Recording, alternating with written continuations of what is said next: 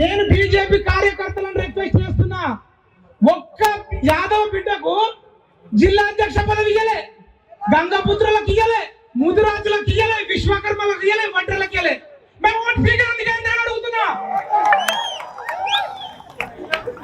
కాంగ్రెస్ వాళ్ళది ఒక్క చైర్మన్ పదవి బీసీలకు ఇయ్యలే, గౌడలకు లేదు, ఈ బుజుర్గు కాపులకు లేదు, ఎవరికి లేదు.